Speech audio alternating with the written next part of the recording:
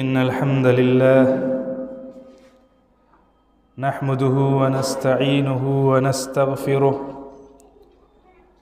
ونعوذ بالله من شرور أنفسنا ومن سيئات أعمالنا من يهده الله فلا مضل له ومن يضلله فلا هادي له وأشهد أن لا إله إلا الله وحده لا شريك له وأشهد أن محمدًا عبده ورسوله يا أيها الذين آمنوا اتقوا الله حق تقاته ولا تموتن إلا وأنتم مسلمون يا أيها الناس اتقوا ربكم الذي خلقكم من نفس واحدة وخلق منها زوجها وبث منهما رجالا كثيرا ونساء واتقوا الله الذي تساءلون به والأرحام إن الله كان عليكم رقيبا يا أيها الذين آمنوا اتقوا الله وقولوا قولا سديدا يصلح لكم أعمالكم ويغفر لكم ذنوبكم ومن يطع الله ورسوله فقد فاز فوزا عظيما أما بعد فإن أصدق الحديث كتاب الله وأحسن الهدي هدي محمد صلى الله عليه وسلم وشر الأمور محدثاتها وكل محدثة بدعة وكل بدعة ضلالة وكل ضلالة في النار فقد قال الله تبارك وتعالى في القرآن المجيد والفرقان الحميد أعوذ بالله السميع العليم من الشيطان الرجيم بسم الله الرحمن الرحيم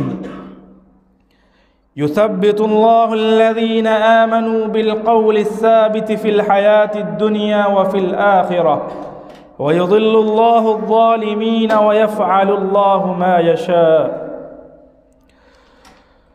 وقال النبي صلى الله عليه وسلم ما رأيت منظرا قط إلا والقبر أفظع منه رواه ابن ماجہ والترمذی۔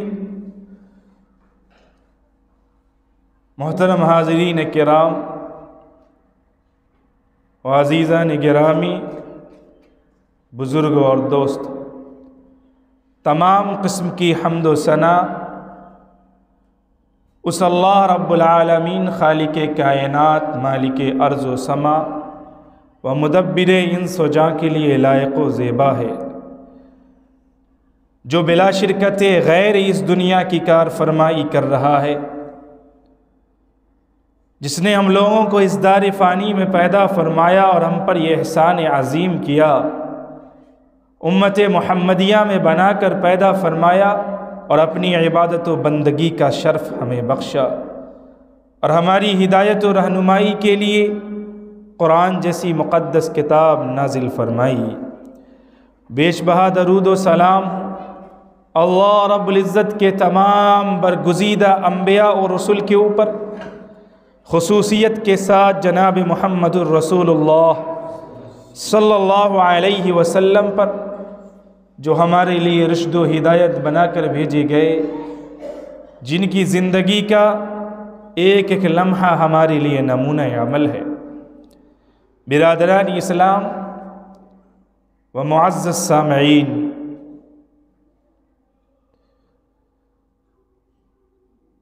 اللہ تبارک و تعالی نے انسان کی زندگی کو 4 ادوار کے ساتھ جوڑ کے رکھا ہے۔ انسان اپنی زندگی میں 4 ادوار سے گزرنا ہے۔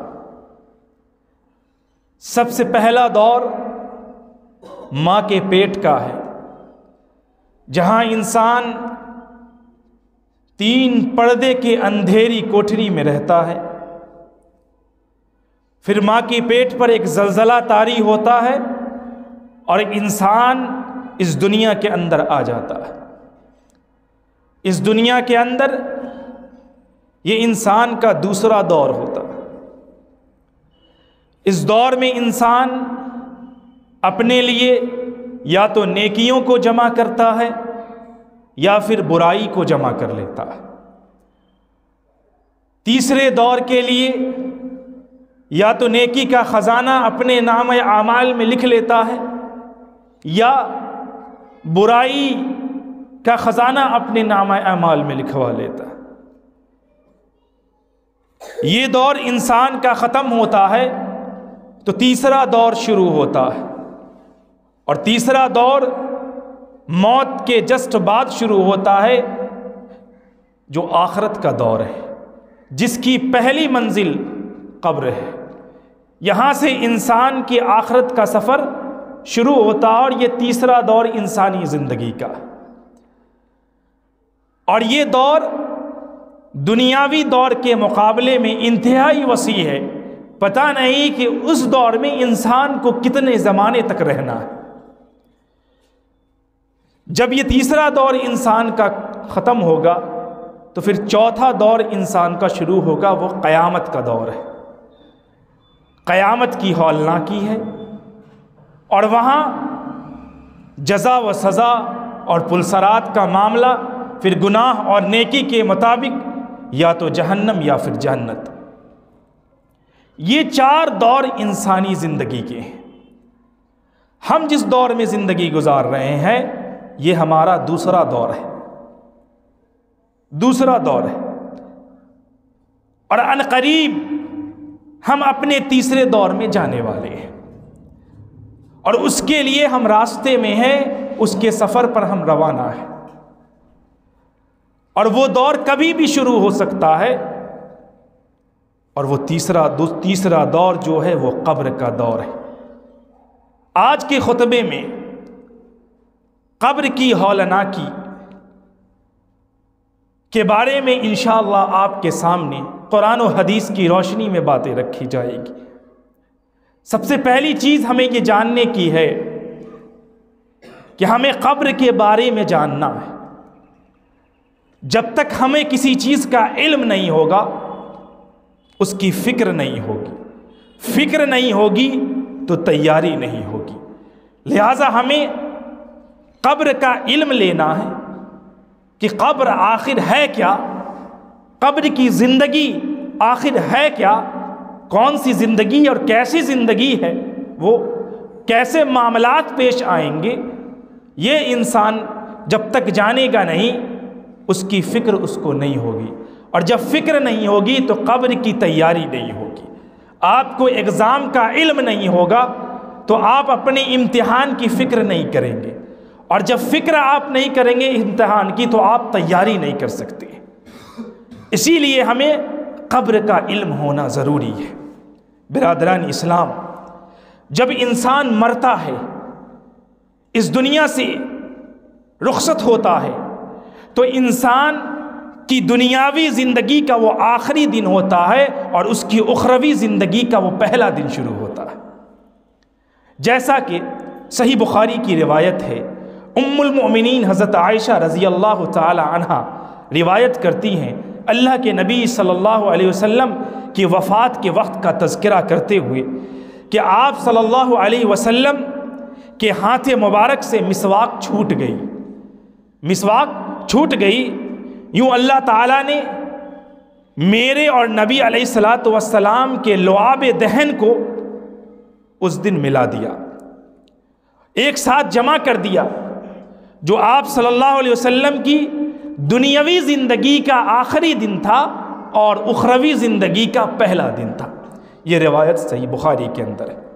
تو معلوم یہ ہوتا ہے کہ جب انسان مرتا ہے تو اس کی دنیاوی زندگی کا اختتام ہو جاتا ہے اور اس کی اخروی زندگی کی شروعات ہوتی ہے، اور اس اخروی زندگی کی شروعات کی پہلی منزل، پہلا پڑاؤ، پہلا ٹھکانہ، پہلا پڑاؤ، پہلا اسٹیشن قبر ہے۔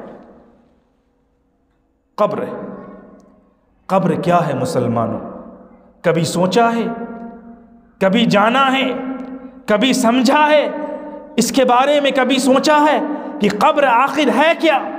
دیکھنے میں ایک گڑھا معلوم ہوتا ہے، ایک چوڑا سا گڑھا معلوم ہوتا ہے، اگر اسے آپ کھڑا کر دیں تو ایک دروازہ آپ کو معلوم ہوگا، دروازہ لگے گا، وہ بتانے کے لیے ہے کہ اس دروازے سے جو شخص داخل ہوا ہے اب وہ دوسری دنیا میں چلا گیا ہے، وہ آخرت کی دنیا میں چلا گیا۔ اور اللہ کا قانون ہے کہ جو اس دروازے سے داخل ہوتا ہے پھر دوبارہ وہ اس دنیا میں نہیں آتا ہے، اور اس دروازے سے داخل کرنے والے آپ ہی ہوتے ہیں، اور اس دروازے کو بند کرنے والے منو مٹی سے آپ ہی ہوتے ہیں۔ تو ایک دروازہ دکھانا بتانے کے لیے کہ جو داخل ہوا ہے اب دوبارہ اس دنیا میں نہیں آنے والا ہے، وہاں اب اس کے ساتھ نہ اس کے کوئی رشتہ دار جانے والے ہیں، نہ اس کا کوئی پڑوسی جانے والا ہے، نہ اس کے تعلقات کام آنے والے ہیں، نہ اس کا منصب کام آنے والا ہے، نہ اس کی جاؤ حشمت کام آنے والی ہے، نہ اس کا عہدہ کام آنے والا ہے، نہ اس کی طاقت کام آنے والی ہے، نہ اس کا روب دبدبہ کام آنے والا ہے، نہ اس کا تکبر کام آنے والا ہے، نہ اس کی دولت کام آنے والی ہے، کوئی چیز اس کا کام نہیں آنے والا ہے۔ اب آپ اس کو اس دروازے سے اس دنیا میں داخل کر کے آ گئے ہیں، وہاں جو چیز اس کے کام آنے والی ہے اس کی ہولناکی سے، اس کی وحشتناکی سے، اس کے اندھیرے سے، اس کی خطرناکی سے، اس کے سانپ سے، اس کے بچھو سے، اور اس کے اندر جتنے بھی حشرات الارض ہیں، جتنے بھی خطرناک چیزیں ہیں، جتنی بھی آگ ہیں، کوئی بھی چیز ہو، اس سے بچانے والی صرف ایک چیز ہوگی، وہ اس کا عمل ہوگا، وہی اس کے کام آنے والی ہے، انسان وہی بچے۔ تو قبر کے بارے میں معلومات ہونا ضروری ہے۔ انسان آج اس کے تعلق سے جانتا نہیں ہے، لہٰذا انسان غفلت میں پڑا ہوا ہے، غافل بنا ہوا ہے، غفلت کی زندگی گزار رہا ہے، حقیقت اسے پتہ نہیں کہ قبر کی حقیقت آخر ہے کا۔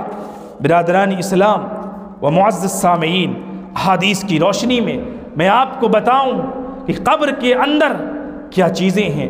برادران اسلام، قبر کی ہولناکی اتنی خطرناک ہے، قبر روزانہ حدیث کے مطابق اہل دنیا کو پکار کر کہتی ہے کہ میں ظلمت کا گھر ہوں، میں اندھیرے کا گھر ہوں، میں تنہائی کا گھر ہوں، میں بچھو کا گھر ہوں، میں سانپ کا گھر ہوں، میرے اندر طرح طرح کی چیزیں ہیں، صرف گھٹا ٹوپ اندھیرا ہے، نہ کوئی کھڑکی ہے، نہ کوئی روشنی ہے، کچھ نہیں ہے۔ مسلمان، میرے پاس آنا تو نیکی کا تحفہ، نیکی کا توشہ، نامہ اعمال، صالح نیک عمل کا توشہ لے کر ہمارے پاس آنا، اسی سے روشنی ہونے والی ہے، ورنہ اس گھٹا ٹوپ اندھیرے کے اندر کیسی ہولناکیت ہوگی، کیسی وحشتناکی ہوگی، انسان سوچ کے بھی خطرناک معلوم ہوتا ہے۔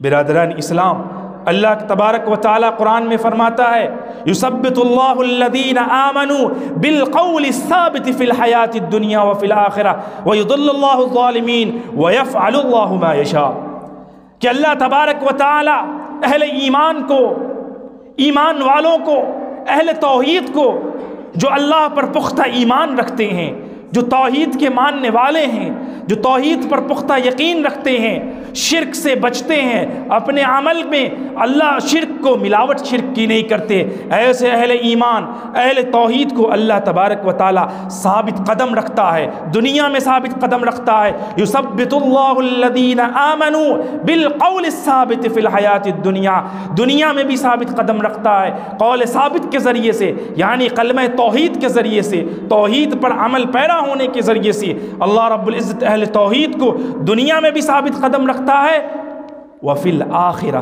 اور آخرت میں بھی ثابت قدم رکھے گا۔ قرآن و حدیث کے مطابق آخرت سے مراد قبر کی زندگی ہوتی ہے، قبر انسان مر گیا، مرنے کے بعد پورا مرحلہ آخرت ہی کہلاتا ہے۔ اور صحیح مسلم کی روایت کے مطابق یہ آیت عذاب قبر کے تعلق سے اتری ہے، عذاب قبر کے تعلق سے اتری ہے، قبر کی ہولناکی کے تعلق سے اتری ہے، کہ اللہ رب العزت اہل ایمان کو جس طریقے سے دنیا میں ثابت قدم رکھتا ہے، کل مرنے کے بعد قبر کی زندگی میں بھی اللہ تبارک و تعالی اہل ایمان کو ثابت قدم رکھے گا۔ فرشتے کے سوال و جواب کے وقت جب وہ اس سے سوال و جواب کریں گے تو اس کو اللہ رب العزت ثابت قدم رکھے گا۔ اس کے سلسلے میں مسند احمد کی روایت، اس آیت کی تفسیر کے سلسلے میں مسند احمد کی روایت جو علامہ امام ابن القیم رحمہ اللہ نے اعلام الموقعین میں درج کیا ہے، مسند احمد کی روایت بیان کرتے ہیں کہ اللہ کے نبی صلی اللہ علیہ وسلم کے ساتھ صحابہ کرام ایک جنازہ میں تھے۔ آپ صلی اللہ علیہ وسلم نے فرمایا جب میت کو دفن کر دیا جاتا ہے ایک فرشتہ ہتھوڑا لے کر پہنچتا ہے اور اس سے سوال کرتا ہے، اگر وہ نیک ہوتے ہیں سوال کا جواب دے دیتے ہیں تو فرشتہ اسے آخرت دکھاتا ہے، وہ اسے جہنم میں جگہ دکھاتا ہے کہ تو نے صحیح جواب دیا ورنہ جہنم میں یہ تیرا جگہ ٹھکانہ ہونے والا تھا۔ پھر اس کے بعد جنت دکھائی جاتی ہے کہ تو کہ اپنی زندگی تو نے ایمان کی حالت میں گزاری، اللہ پر گزاری، اللہ کے مطابق گزاری، نبی کے طریقے کے مطابق گزاری، لہٰذا یہ اللہ رب العزت نے تجھے جنت میں انعام عطا کیا ہے۔ اگر کوئی بڑا ہوتا ہے تو اس ہتھوڑے سے دے مار بہت مار پڑتی ہے۔ صحابہ کرام رضوان اللہ علیہم اجمعین نے اللہ کے نبی صلی اللہ علیہ وسلم سے کہا کہ یا رسول اللہ فرشتہ نیا ہو، ہاتھ میں ہتھوڑا ہو اور قبر کی ہولناکی ہو، قبر کا اندھیرا ہو، اس میں بھلا کسی شخص سے صحیح جواب کیسے نکل پائے گا؟ اس حالت میں اللہ کے نبی صلی اللہ علیہ وسلم نے فرمایا یہی وہ موقع ہے جب اللہ تعالیٰ اہل توحید کو، اہل ایمان کو ثابت قدم رکھے گا۔ اور وَيُثَبِّتُ اللَّهُ الَّذِينَ آمَنُوا بِالْقَوْلِ الثَّابِتِ فِي الْحَيَاةِ الدُّنْيَا، اس آیت کریمہ کا یہی مطلب ہے کہ اس ہولناک وقت میں اللہ رب العزت اہل ایمان کو ثابت قدم رکھ دے گا، انہیں توفیق دے گا کہ وہ فرشتے کے سوال کا صحیح جواب دے سکے۔ جی اللہ کے نبی جناب محمد الرسول اللہ صلی اللہ علیہ وسلم نے اپنی پوری زندگی میں قبر کی وحشتناکی کو محسوس کیا، قبر کی ہولناکی کو محسوس کیا، اور صحابہ کرام کو بھی اس کی ہولناکی کا تذکرہ ان کے پاس کرتے تھے اور انہیں محسوس کراتے تھے کہ قبر کی ہولناکی کتنی خطرناک ہے۔ آئیے حدیث میں آپ کے سامنے پڑھ دیتا ہوں۔ اللہ کے نبی جناب محمد الرسول اللہ صلی اللہ علیہ وسلم کو اللہ نے نبی اور رسول بنا کے بھیجا تھا، تو نبی ہونے کی حیثیت سے، رسول ہونے کی حیثیت سے اللہ کے تبارک و تعالی آپ کو قبر کی کچھ باتیں سناتے تھے۔ قبر میں جو عذاب ہوتا ہے، قبر میں جو آواز آتی ہے، وہ آواز اللہ کے نبی صلی اللہ علیہ وسلم کو نبی اور رسول ہونے کی حیثیت سے سنائی دیتی تھی۔ لہذا صلی اللہ علیہ وسلم نے فرمایا فَلَوْلَا أَن تَدَافَنُوا لَدَعَوْتُ اللَّهَ أَن يُسْمِعَكُم مِّنْ عَذَابِ الْقَبْرِ الَّذِي أَسْمَعُ مِنْهُ، کہا کہ جو آواز مجھے سنائی دیتی ہے، جو آواز قبر کی ہولناکی کی میں سنتا ہوں، اگر مجھے یہ خوف نہ ہوتا کہ تم اپنے مردوں کو دفن کرنا بند کر دو گے، دفن کرنا چھوڑ دو گے تم اپنے مردوں کو، اگر مجھے اس بات کا خوف نہ ہوتا تو میں اللہ سے دعا کرتا، لَدَعَوْتُ اللَّهَ أَن يُسْمِعَكُم، میں اللہ سے دعا کرتا کہ اللہ تبارک و تعالیٰ قبر عذاب قبر کی اس ہولناکی کو، اس عذاب کو، اس آواز کو تمہیں بھی سنائے، وہ آواز تمہیں بھی سنائی دے۔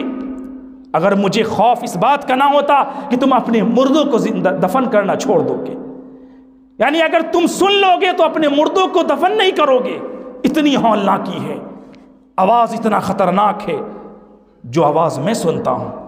برادران اسلام، قبرستان پہ جا کے مسلمانوں دیکھو بڑا سناٹا چھایا ہوا ہوتا ہے، بظاہر ایک سناٹا ہوتا ہے، ایک عجیب سا سما نظر آتا ہے، لیکن وہ سناٹا نہیں، سناٹا بظاہر ہوتا ہے لیکن ایک طوفان مچا ہوا ہوتا ہے۔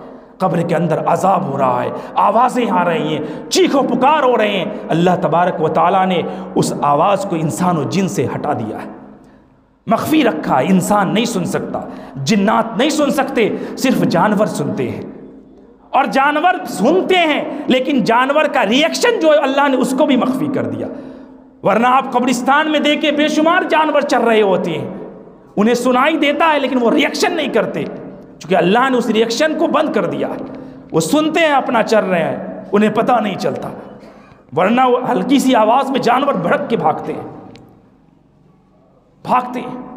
اللہ کے نبی صلی اللہ علیہ وسلم دفعہ جا رہے تھے، جو گدھی جو تھی اس کا پاؤں لڑکھڑانے لگا، آپ صلی اللہ علیہ وسلم نے فرمایا کہ اس قبر میں عذاب ہو رہا تھا، لہٰذا اس کی وجہ سے اس کا پاؤں لڑکھڑا گیا۔ تو آپ صلی اللہ علیہ وسلم نے فرمایا کہ اگر انسان قبر کی اس ہولناکی کو جان لیتا، اس کے اندر جو معاملات پیش آتے ہیں اس کو اگر انسان جان لے تو اپنے مردوں کو زندہ دفن کرنا چھوڑ دے، اپنے مردوں کو دفن کرنا چھوڑ دے گا۔ اتنا خطرناک معاملہ ہے، اتنا خوفناک معاملہ ہے۔ اسی لیے فرمایا گیا اپن قبرستان کی زیارت کیا کرو۔ اللہ کے نبی صلی اللہ علیہ وسلم نے فرمایا انہا تذکرہم الآخرہ، زیارت کرو گے تمہیں آخرت کی یاد آئے گی۔ قبرستان کی زیارت کیا کرو، تمہیں آخرت کی یاد آئے گی۔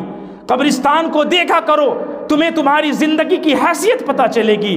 قبرستان کو دیکھا کرو، تمہیں اپنی اوقات معلوم ہوگی۔ قبرستان کو دیکھا کرو، دنیا کی اوقات معلوم ہوگی۔ قبرستان کو دیکھا کرو، تمہیں تمہاری جاؤ منصب، تمہارا شہرت، تمہاری دولت، تمہاری طاقت، تمہاری حکومت اور تمہارا منصب، سب کچھ تمہیں ہیچ نظر آئے گا۔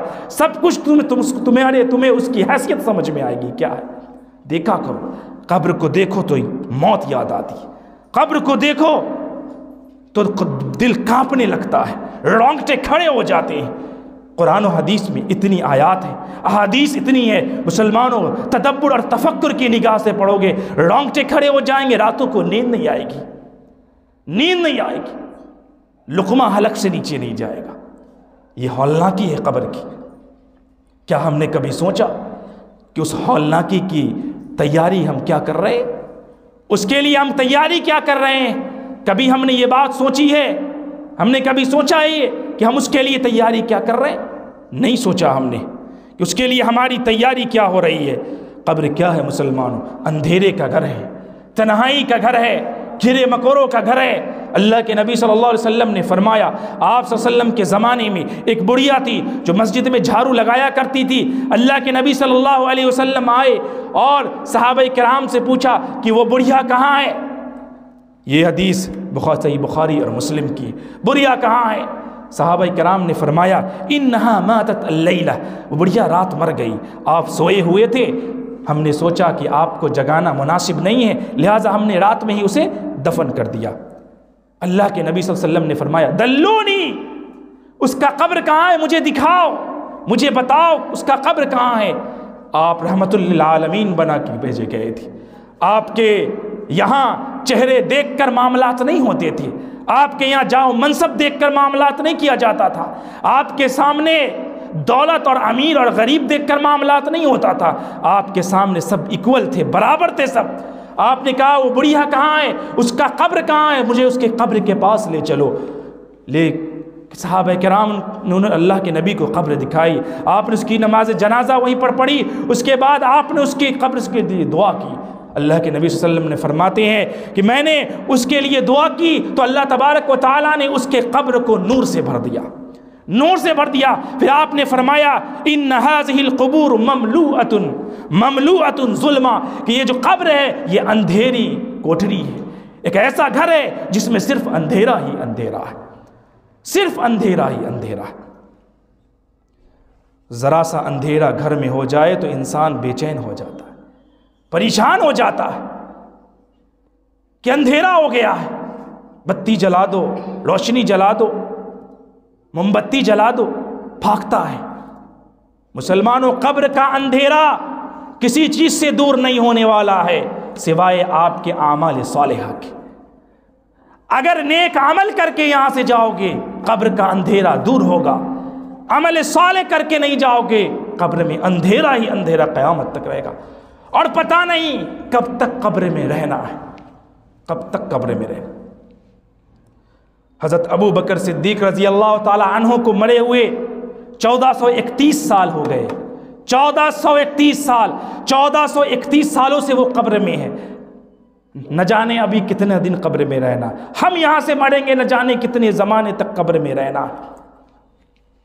فَإِذَا نُفِخَ فِي الصُّورِ فَإِذَا هُم مِّنَ الْأَجْدَاثِ إِلَىٰ رَبِّهِمْ يَنْسِلُونَ، قرآن نے کہا سور پھونکے کے جانے کے دن تک انسان جب اٹھایا جائے گا اللہ کے یہاں تب تک قبر میں سویا رہے گا، اور عمل صالح کر کے انسان نہیں گیا تو جو کوٹائی جو پٹائی ہونے والی ہے، کیسے بچے گا انسان، کیسے بچے گا؟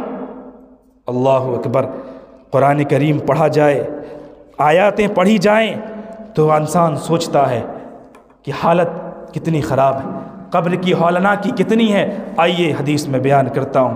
قبر کی ہولناکی، حضرت عثمان غنی رضی اللہ تعالی عنہ کا نام تو سنا ہوگا، بڑے جلیل القدر صحابی ہیں، بڑے جلیل القدر صحابی ہیں، تیسرے خلیفہ ہیں، ذو النورین لقب ہے ان کے، جو غلام ہے ہانی، ان سے روایت ہے، عن عبداللہ ابن بحیر انہ سمع ہانیا مولا عثمان رضی اللہ تعالی عنہ قال کان عثمان اذا وقف على قبر یبکی حتی یبل لحیتہ، کہ عثمان رضی اللہ تعالی عنہ ہانی بیان کرتے ہیں، ان کے جو غلام ہیں، کہ اللہ کے حضرت عثمان رضی اللہ تعالی عنہ اذا وقف على قبر، جب کوئی قبر پر کھڑے ہوتے تو یبکی حتی یبل لحیتہ، اتنا روتے اتنا روتے اتنا روتے کہ داڑھی تر کر لیتے تھے، آنسوؤں سے تر کر لیتے تھے داڑھی۔ یبل، بل یبل مطلب تر کر لینا، ابتل یبتل تر ہونا، تر کر لیتے تھے، پوری داڑھی ان کی تر ہو جاتی تھی، اتنا روتے تھے۔ صحابہ کرام رضوان اللہ علیہ اجمعین نے کہا تذکر الجنت والنار فلا تبکی وتبکی من ھذا، کہا کہ آپ کے سامنے جنت کا بھی ذکر ہوتا ہے، آپ کے سامنے جہنم کا بھی ذکر ہوتا ہے، جہنم کی آگ کا بھی ذکر ہوتا ہے، اس کے تمام قیامت کا بھی ذکر ہوتا ہے، تو آپ روتے نہیں، اتنا نہیں روتے جتنا آپ نے قبر کو دیکھ کر آپ روتے ہیں۔ اس کے بعد جواب سنیے، فقال، فرماتے ہیں ان رسول اللہ صلی اللہ علیہ وسلم، میں نے اللہ کے نبی صلی اللہ علیہ وسلم کو کہا کہ آپ صلی اللہ علیہ وسلم نے فرمایا کہ ان القبر اول منزل من منازل الاخرہ، کہ اس لیے روتا ہوں اسے دیکھ کر، اس لیے کہ قبر جو ہے آخرت کے تمام منزلوں میں پہلی منزل ہے، پہلا پڑاؤ ہے، پہلا ٹھکانہ ہے۔ اور پھر آگے کا جملہ سنیے، فرماتے فَإِن نَجَا مِنْهُ فَمَا بَعْدَهُ أَيْسَرُ مِنْهُ، کہ جو یہاں کامیاب ہو گیا، یہاں اسے جسے کامیابی مل گئی، جو یہاں سوال و جواب میں ثابت قدم رہا، جس نے فرشتے کے سوالوں کے تمام جوابات اچھے طریقے سے دے دیے، فَإِنَّهُ فَمَا بَعْدَهُ أَيْسَرُ مِنْهُ، تو اس کے بعد کے سارے مراحل اس کے لیے اللہ آسان کر دے گا۔ لیکن اگر وَإِن لَّمْ يَنْجُوا مِنْهُ فَمَا بَعْدَهُ أَشَدُّ مِنْهُ، اگر کوئی یہاں پھنس گیا، یہاں کامیاب نہیں ہو سکا، پہلے ہی اسٹیج میں گڑبڑا گیا معاملہ اس کا، قیامت کے معاملات، قیامت کے درجات، قیامت میں جو مرحلات ہیں، وہ تمام مراحل اس سے بھی زیادہ خطرناک ہو جائیں گے، اس سے بھی زیادہ خطر۔ معلوم یہ ہوا قیامت کے مراحل آسان ہونے کے لیے قبر کا مرحلہ ہمارے لیے آسان ہونا ضروری ہے، بلکہ قیامت کا تمام قیامت کے مراحل کا انحصار قبر کے مرحلے پر ہے۔ یہاں انسان بچ گیا، قیامت میں بچ جائے، ورنہ یہاں سے کٹائی پٹائی شروع ہوئی، قیامت تک کٹائی پٹائی چلے گی، پھر اس کے بعد روز جزا ہے، پھر سزا ہے معاملہ، پھر جہنم کی آگ ہے، بہت معاملہ خراب ہونے والا ہے۔ اس روایت کو امام ترمذی نے بیان کیا کتاب الزہد کے اندر، اور امام ابن ماجہ نے روایت کیا۔ اللہ کے نبی صلی اللہ علیہ وسلم فرماتے ہیں، یہ بھی روایت ترمذی، ابن ماجہ، مسند احمد کی ہے، کہ آپ صلی اللہ علیہ وسلم نے فرمایا ما رأیت منظرا قط الا والقبر افظع منہ، کہ میں نے دنیا میں بہت سے ہاربل مناظر دیکھے، بہت سے ڈراونے مناظر دیکھے، بہت سے خطرناک مناظر دیکھے ہیں، لیکن میں نے قبر سے زیادہ ہاربل خطرناک منظر دیکھا ہی نہیں، قبر سے زیادہ خطرناک منظر دیکھا ہی نہیں دیکھا۔ کبھی سوچا ہے مسلمانوں، جسے آپ منو مٹی کے نیچے دبا کے چلے آتے ہیں، کیا حال ہو رہا ہے ان کا؟ پوچھے نہیں گئے، کوئی پوچھنے والا نہیں، کوئی پرسان حال نہیں، وہاں آپ کے ساتھ نہ آپ کی دولت جائے گی، نہ آپ کے بیوی بچے جائیں گے، نہ آپ کی گاڑیاں، نہ آپ کی بلڈنگ جائے گی، کوئی جانے والا نہیں ہے، کوئی آپ کے ساتھ جانے والا نہیں ہے، آپ کے ساتھ وہاں جو چیز جائے گی وہ آپ کا عمل ہوگا۔ ایک حدیث پڑھ دیتا ہوں، اللہ کے نبی صلی اللہ علیہ وسلم نے فرمایا یتبع المیت ثلاثا، جب میت کو لے جایا جاتا ہے تو اس کے ساتھ تین چیزیں جاتی، اہلہ ومالہ وعملہ، اس کے اہل و عیال جاتے ہیں، اس کا مال جاتا ہے اور اس کا عمل جاتا ہے۔ فیرجع اثنان، دو چیزیں واپس ہو جاتی ہیں، اس کے اہل و عیال واپس آ جاتے ہیں، اس کا مال واپس آ جاتا ہے، وَيَبْقَى واحد، ایک چیز بچ جاتی ہے، اس کا عمل جو اس کے ساتھ، یعنی کہ قبر کے اندھیروں میں، اس کی ہولناکی اور وحشتناکی میں آپ کا جو ساتھی ہوگا، آپ کا جو ساتھ دینے والا ہوگا، آپ کے ساتھ جو قبر میں سونے والا ہوگا، قبر میں آپ کے لیے آپ کا مددگار بننے والا ہوگا، وہ آپ کا عمل ہوگا، آپ کا عمل ہوگا۔ لہٰذا عمل کو درست کیجئے، عمل کو اچھا کیجئے، وہی اچھا عمل ہوگا۔ اگر آپ نیک ہوں گے، صالح ہوں گے، آپ کا عمل نیک خوبصورت نوجوان کی شکل میں قبر میں آئے گا، خوبصورت نوجوان کی شکل میں، قبر کے اندھیرے کو، اس کی وحشتناکی کو دور کر دے گا۔ کہیں گے کون ہے؟ کہے گا میں تیرا نیک عمل ہوں جسے تو نے اعمال صالحہ سے سجایا تھا، میں وہی ہوں۔ اور وہ قبر میں آئے گا، قبر میں آئے گا اور آپ کی قبر کو نورانیت سے بھر دے گا، اور پھر آپ کو عذاب قبر سے محفوظ کر دیا جائے گا۔ فرشتوں کے وار سے آپ کو وہ نیک عمل بچانے والا۔ اگر آپ کا عمل درست نہیں ہے تو وہ اعمال سیئہ ایک بدترین بد شکل نوجوان کی شکل میں قبر میں آپ کے سامنے پیش ہوگا، کہے گا میں تیرا وہی برا عمل ہوں جو تو نے دنیا میں کیا ہے۔ پھر کٹائی پٹائی شروع ہو جائے گی۔ تو وہاں جو آپ کا وفادار ساتھی ہوگا، جو آپ کے ساتھ اس ہولناک منظر میں، اس ہولناکی میں صرف آپ کا عمل ہوگا۔ لہٰذا اپنے عمل پر جائزہ لیجئے۔ اگر آج قبر کی تیاری اگر ہم نہیں کرتے ہیں تو آگے معاملات بہت برے ہیں، بہت خطرناک ہونے والا ہے۔ انسان آج بھول چکا ہے اللہ کو، دین سے غافل ہے، شرک میں، بدعت میں، خرافات میں پڑا ہوا۔ قبر کی منزل کا اسے فکر نہیں ہے، قبر کی ہولناکی کا اسے فکر نہیں ہے۔ اگر قبر کی فکر ہوتی، 5 وقت کی نمازوں میں مسجدیں بھری ہوتی، قبر کی ہولناکی کی فکر ہوتی، جس طریقے سے جمعہ میں تمام مساجد بھر جاتی ہیں اسی طریقے سے 5 وقت کی نمازوں میں بھی مساجد بھری ہوئی ہوتی۔ اگر قبر کی ہولناکی اور اس کے عذاب کی فکر ہوتی، سارے نوجوانوں کے چہرے پر داڑیاں ہوتی۔ اگر قبر کی ہولناکی کی فکر ہوتی تو انسان سود کھانے سے بچتا۔ اگر ہولناکی کی فکر ہوتی انسان بدکاری، زناکاری اور گناہوں کے کاموں سے بچتا، جملہ معصیات اور سیئات سے اپنے آپ کو روک کے بچتا۔ لیکن معلوم ایسا ہوتا ہے کہ انسان دنیاوی زندگی میں اتنا منہمک ہو گیا ہے، دنیا کی لذتوں میں اتنا پڑا ہوا ہے، اس کے انہماک کے اس طرح انہماک سے اس کے پیچھے پڑا ہوا ہے کہ اسے قبر کی تیاری کا کوئی پتہ آتا ہی نہیں، اسے یہ معلوم ہی نہیں کہ ہمیں مرنا ہے۔ دنیا کا بڑا سے بڑا کافر، بڑا سے بڑا ملحد بھی یہ بات قبول کرتا ہے کہ اسے ایک دن مرنا ہے، اور جب مرنا ہے تو مر کے قبر میں جانا ہے، اور قبر میں جانا ہے تو وہاں کوئی کسی کو ہمارے ساتھ نہیں آنا ہے، وہاں جسے آنا ہے وہ آپ کا عمل ساتھ ہوگا، اسی سے آپ بچ پائیں گے، ورنہ نہیں بچ پانا ہے۔ اور ایک بات بتاؤں،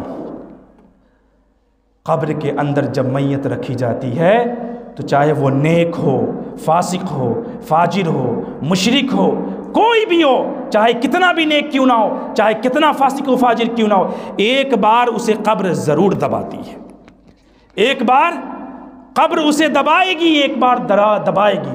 اگر بچنا ہوتا تو سعد بن معاذ رضی اللہ تعالی عنہ جیسے مشہور صحابی اس کے دبانے سے بچ جاتے، اس کے دبانے سے بچ جاتے۔ سنن ابن ماجہ کی روایت ہے، سنن نسائی کی روایت ہے سعد بن معاذ کے بارے میں، لمبی روایت ہے کہ جب وہ فوت ہوئے، جب مرے، اللہ کے نبی صلی اللہ علیہ وسلم نے فرمایا، جب سعد بن معاذ جیسے جلیل القدر صحابی کا جب انتقال ہوا، فرماتے ہیں ھذا الذی تحرک لہ العرش، جب وہ مرے تو عرش الہی ہل گیا، اللہ کا عرش حرکت میں آ گیا جب ان کا انتقال ہوا تھا۔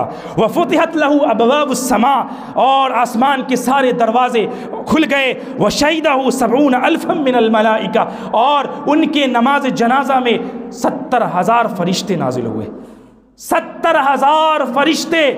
اس سے بڑی فضیلت کیا ہو سکتی ہے کہ جس کے انتقال پر عرش الہی ہل جائے، جس کے انتقال پر آسمان کے سارے دروازے کھل جائیں، جس کے انتقال پر 70,000 فرشتے نازل ہو جائیں۔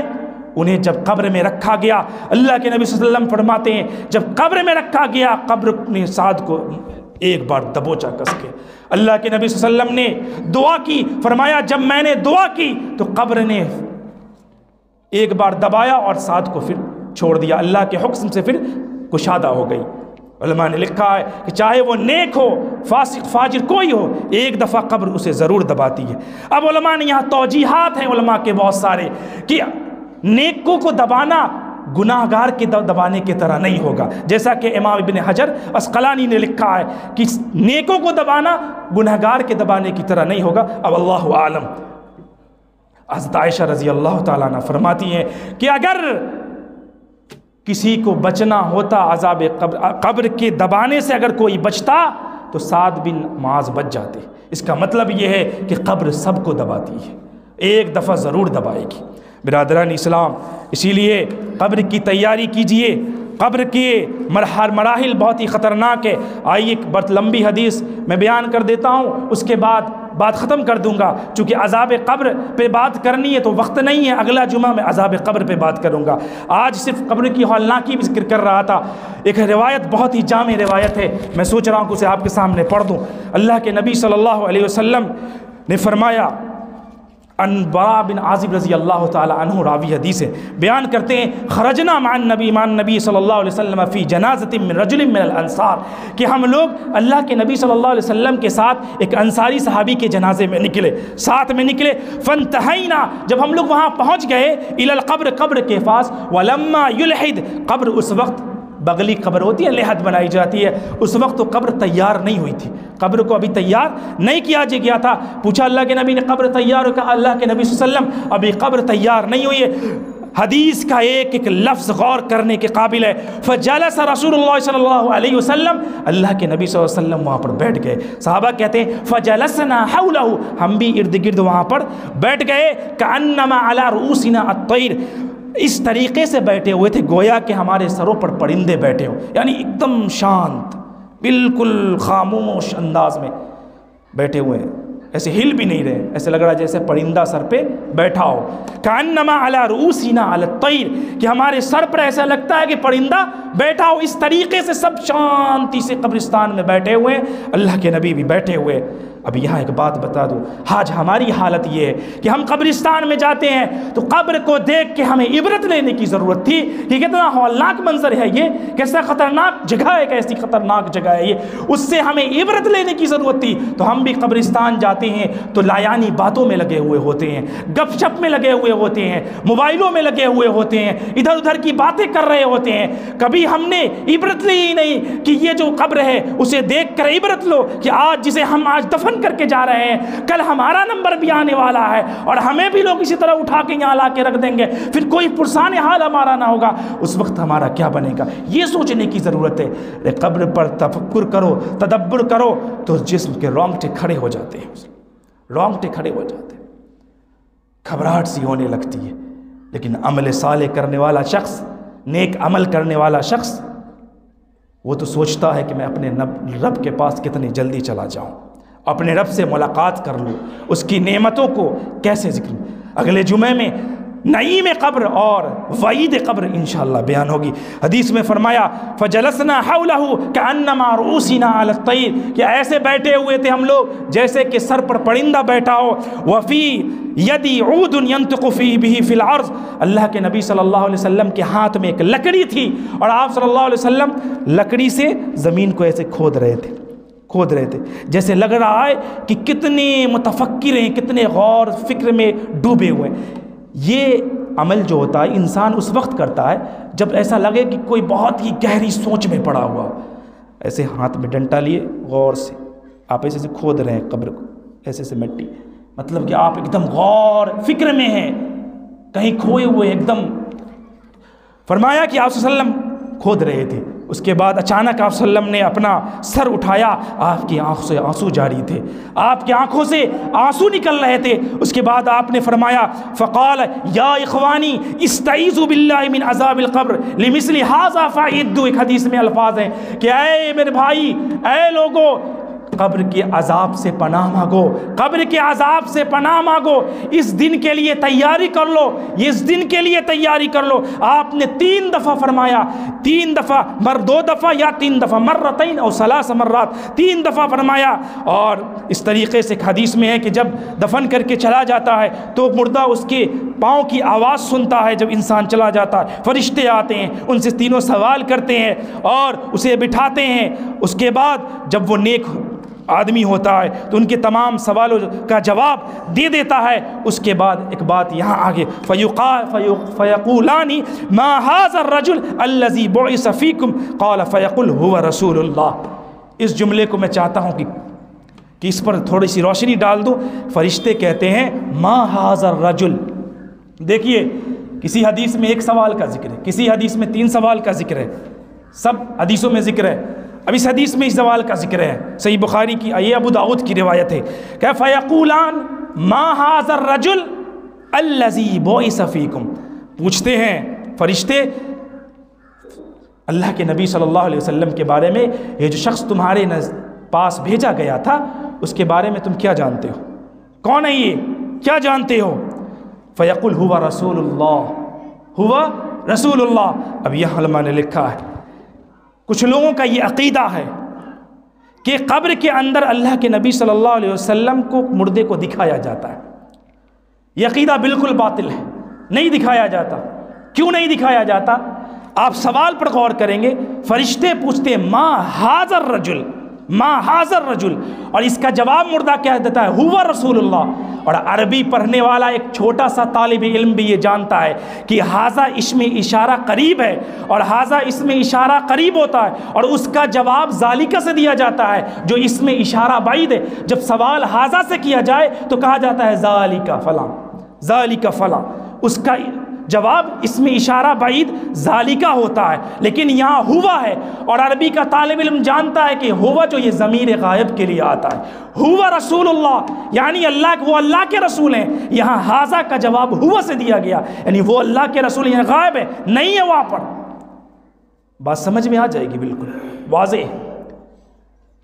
اور یہ حدیث چونکہ اگلے جمعہ کے لیے، چونکہ عذاب قبر اور نعیم قبر کا تذکرہ اگلے جمعہ میں کرنا ہے، تو اس میں ذکر ہوگا کہ جب ایک نیک بندہ قبر میں داخل ہوتا ہے تو اس کے ساتھ کیا معاملات پیش آتے ہیں، اور جب ایک برا بندہ جب قبر میں رکھا جاتا ہے تو اس کے ساتھ کیا معاملات پیش آتے ہیں۔ انشاءاللہ وہ اگلے جمعہ میں ہم بیان کریں گے کہ اس کے ساتھ کیا کیا معاملات پیش آتے ہیں۔ ضرورت اس بات کی ہے کہ ہم اپنی زندگی پر غور کریں، فکر کریں، کیونکہ اللہ کے نبی صلی اللہ علیہ وسلم نے فرمایا کہ اگر قبر کی ہولناکی کو تم جان جاؤ لَضَحِكْتُمْ قَلِيلًا وَلَبَكَيْتُمْ كَثِيرًا، تو تم ہنسنا چھوڑ دو گے، رونا شروع کر دو گے۔ تم ہنسو گے کم، رو گے زیادہ، بہت رو گے۔ آج ڈاکٹر کہہ دے کہ تمہیں یہ بیماری ہے، کھانا چھوڑ دو، ارے ڈاکٹر کے ڈر سے ہم کھانا پینا چھوڑ دیتے ہیں، اپنی قیمتی ڈشز کھانا چھوڑ دیتے ہیں، اپنی فیوریٹ ڈشز کھانا چھوڑ دیتے ہیں۔ کبھی اللہ تبارک و تعالیٰ کے لیے گناہ چھوڑا ہے؟ اللہ تبارک و تعالیٰ کے لیے کبھی ہم نے گناہ چھوڑا ہے؟ نبی صلی اللہ علیہ وسلم کی فرما برداری میں کبھی ہم نے معصیات کو چھوڑا ہے؟ بولیے، چھوڑا ہے؟